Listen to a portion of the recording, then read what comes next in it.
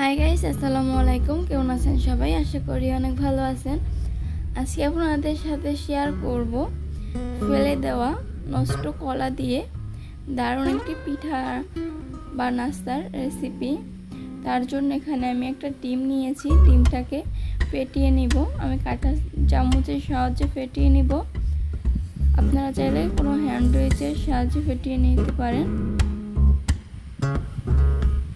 এই তো যে কলাগুলো দাগ হয়ে গেছে, এগুলো তো আসলে কেউই খেতে চায় না। সব কলাগুলো চটকিয়ে নেওয়া হয়ে গেছে। এখন হালকা লবণ দিয়ে দিলাম।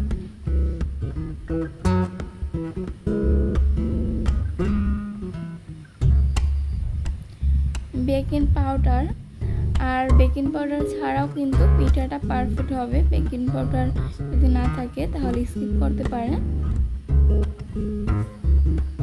এখানে আমি গরুর দুধ ব্যবহার করেছি, আপনারা চাইলে পানিও ব্যবহার করতে পারেন।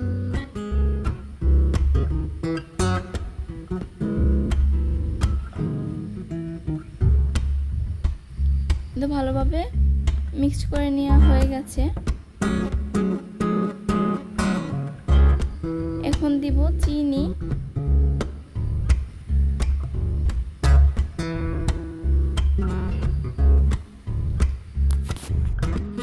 এখানে ময়দা দিয়ে দিলাম।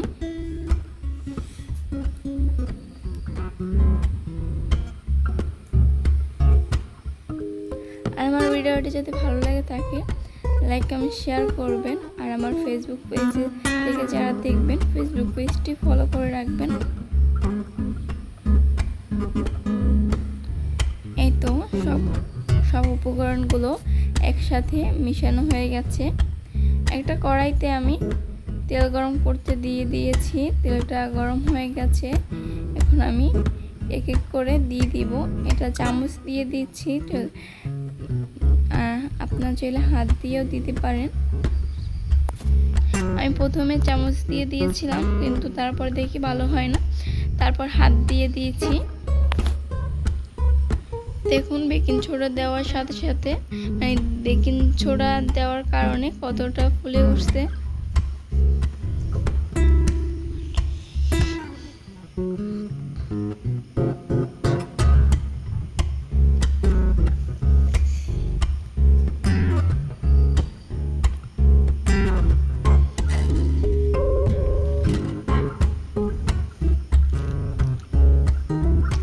আমার কথা যদি কোনো জায়গায় ভুল ত্রুটি হয়ে থাকে সবাই প্লিজ ক্ষমার দৃষ্টিতে দেখবেন। এই তো হয়ে গেছে। এখন আমি উঠিয়ে নিচ্ছি।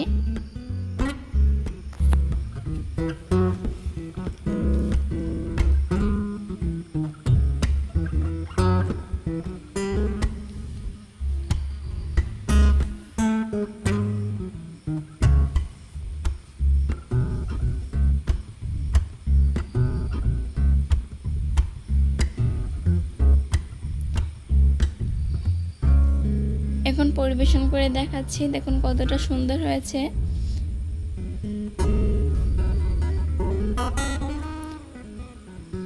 এতক্ষণ ধৈর্য সহকারে দেখার জন্য রেসিপিটি অসংখ্য ধন্যবাদ।